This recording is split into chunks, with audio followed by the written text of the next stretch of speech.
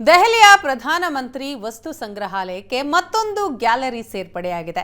ದೇಶವನ್ನಾಳಿದ ಎಲ್ಲ ಪ್ರಧಾನಮಂತ್ರಿಗಳಿಗೆ ಒಂದೊಂದು ಪ್ರತ್ಯೇಕ ಗ್ಯಾಲರಿ ಮಾಡಲಾಗಿದೆ. ಅವರ ಸಾಧನೆಗಳು, ಯುದ್ಧಗಳು, ಆರ್ಥಿಕ ಸುಧಾರಣೆಗಳು, ಸಂವಿಧಾನ ತಿದ್ದುಪಡಿ, ಸಂವಿಧಾನ ರಚನೆ, ಭಾರತದಲ್ಲಿ ಪ್ರಜಾಪ್ರಭುತ್ವ ಉದಯ, ಹೀಗೆ ಅನೇಕ ಪರಿಕಲ್ಪನೆಗಳು, ವಿವರಗಳು ಇವೆ. ಇದೀಗ ಮೋದಿ ಅವರ ಆಡಳಿತಕ್ಕೆ 10 ವರ್ಷ ಪೂರೈಸಿರುವ ಹಿನ್ನೆಲೆಯಲ್ಲಿ ಮೋದಿ ಗ್ಯಾಲರಿ ಸೇರ್ಪಡೆ ಮಾಡಲಾಗಿದೆ.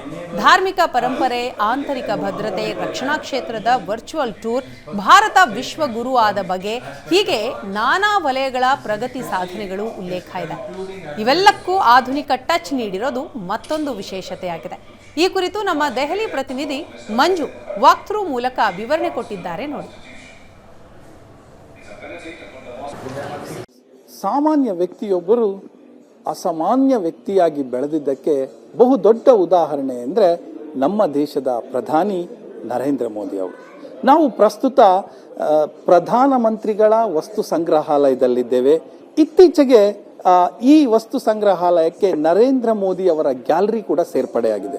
ಕಳೆದ 2 ತಿಂಗಳಿಂದಲೂ ಕೂಡ ಸಾರ್ವಜನಿಕರ ಒಂದು ಪ್ರವೇಶಕ್ಕೆ ಅವಕಾಶ ಮಾಡಿಕೊಡಲಾಗಿದೆ.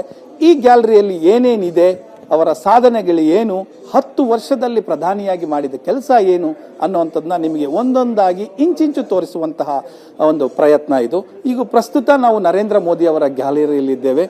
ಭಾರತವನ್ನ ಯಾವ ಮಟ್ಟಕ್ಕೆ ಇತ್ತು, ಇದನ್ನು ಎಲ್ಲಿಗೆ ಕೊಂಡೊಯ್ದ್ವಿ ಅನ್ನುವಂಥ ಒಂದು ಸಂದೇಶವನ್ನು ಇಟ್ಟು ತೋರಿಸಿರುವಂಥದ್ದು ಏಕ್ ಭಾರತ್ ಶ್ರೇಷ್ಠ ಭಾರತ್ ಅನ್ನುವಂತಹ ಒಂದು ಪರಿಕಲ್ಪನೆಯನ್ನು ತಂದಂಥವರು ಮೋದಿ ಅವರು.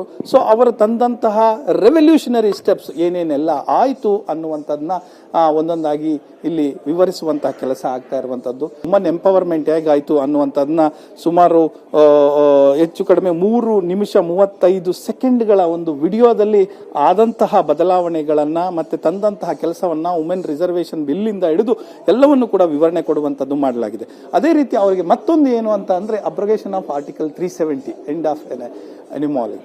ಸೊ ಇದು ಕೂಡ ಏನಾಯ್ತು ಅನ್ನುವಂಥದ್ದು, ಅವತ್ತಿನ ಪಾರ್ಲಿಮೆಂಟ್ ಅಲ್ಲಿ ಹೇಗಾಯ್ತು, ಅದನ್ನು ತಂದಿದ್ದು ಹೇಗೆ, ಅದನ್ನು ತೆಗೆದಿದ್ದು ಹೇಗೆ ಅನ್ನುವಂಥ ಎಕ್ಸ್ಪ್ಲನೇಷನ್ ಇದಕ್ಕೂ ಕೂಡ ಇದೆ. ಇದರಲ್ಲಿ ಸುಮಾರು 6 ಮಿನಿಟ್ಸ್ 15 ಸೆಕೆಂಡ್ಸ್ ಡ್ಯೂರಿಯೇಷನ್ ಇರುವಂಥದ್ದು.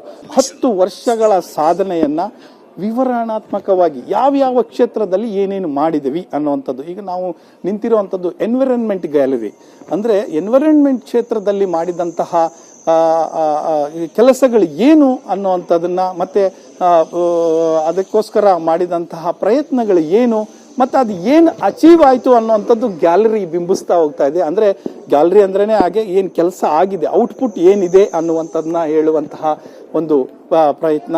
ಮೋದಿಯವರ ಹೆಸರು ಚಿರಸ್ಥಾಯಿಯಾಗಿ ಇರುತ್ತೆ ಅನ್ನುವಂಥದ್ದು. ಅವರು ಧರಿಸಿ ಫ್ಲೈ ಮಾಡಿರುವಂತಹ ಉಡುಪು ಅವರದೇ, ನರೇಂದ್ರ ಮೋದಿ ಅಂತ ನಾವು ನೋಡ್ಬೋದು. ಅಲ್ಲಿ ಅವ್ರು ಫ್ಲೈ ಮಾಡುವಂತಹ ಆವತ್ತೇನು ಧರಿಸಿದ್ರು ಅದನ್ನ ತಂದು ವಸ್ತು ಸಂಗ್ರಹಾಲಯಕ್ಕೆ ಇಟ್ಟಿದ್ದಾರೆ. ಆವತ್ತಿನ ಬಳಸಿದಂತಹ ಕಿಟ್ ಇರ್ಬೋದು, ಮತ್ತೆ ಗ್ಲೌಸ್ ಇರ್ಬೋದು, ಹೆಲ್ಮೆಟ್ ಇರ್ಬೋದು, ಇವೆಲ್ಲವನ್ನು ಕೂಡ ಇಟ್ಟಿರುವಂಥದ್ದು. ತೇಜಸ್ನಲ್ಲಿ ಪ್ರಯಾಣ ಮಾಡ್ತಾ ಇರುವಂಥದ್ದು. ಸೊ 2023 ನವೆಂಬರ್ 25ರಂದು ಒಂದು ಪ್ರಯಾಣ ಮಾಡಿದ್ರು. ಅದರಲ್ಲಿ LCA ತೇಜಸ್ ಸ್ವದೇಶಿ ನಿರ್ಮಿತ.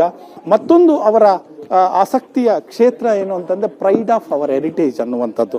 ಇದು ಬಹಳ ಮೋದಿ ಅವರಿಗೆ ಅಚ್ಚುಮೆಚ್ಚಿನ ಒಂದು ಕ್ಷೇತ್ರ ಅಂತಾನೆ. ಯಾಕಂದ್ರೆ ಅವರು ದೈವದಲ್ಲಿ ಬಹಳ ನಂಬಿಕೆಯನ್ನ ಇಟ್ಟಂತವರು. ಹಾಗಾಗಿ ಮಹಾನ್ ಶಿವಭಕ್ತ ಕೂಡ. ಪ್ರತಿಯೊಂದು ಹೆಜ್ಜೆ ಗುರುತುಗಳನ್ನ ಇಲ್ಲಿ ಇಡುವಂತಹ ಕೆಲಸ ಆಗಿರುವಂಥದ್ದು. ಸೊ ನಿಮಗೆ ಅಪರೂಪದ ಚಿತ್ರಗಳು ಕೂಡ ನಾವು ಇಲ್ಲಿ ನೋಡ್ತೇವೆ. ಇವರು ಎಲ್ಲೆಲ್ಲಿ ಹೋಗಿದ್ರು, ಏನು ಮಾಡಿದ್ರು, ಎಷ್ಟು ಪ್ಲೇಸ್ಗಳನ್ನ ನೋಡಿದ್ರು ಅನ್ನುವಂತಹ ಗ್ಯಾಲರಿ ಕೂಡ ಎಕ್ಸ್ಪ್ಲೇನ್ ಮಾಡ್ತಾರೆ ಇಲ್ಲಿ. ಫಸ್ಟ್ ಅವರು ನವೆಂಬರ್ ನೀವು ನೋಡ್ಬೋದು ಎಷ್ಟು ದೇಶಗಳಿಗೆ ವಿಸಿಟ್ ಮಾಡಿದ್ದಾರೆ ಅನ್ನುವಂಥದ್ದನ್ನ ಹೇಳುವಂಥದ್ದು. ಕ್ಯಾಮ್ರಾ ಪರ್ಸನ್ ಕೈಲಾಶ್ ಜೊತೆ ಡೆಲ್ಲಿ ಮಂಜು, ಏಷ್ಯಾನೆಟ್ ಸುವರ್ಣ ನ್ಯೂಸ್, ನವದೆಹಲಿ.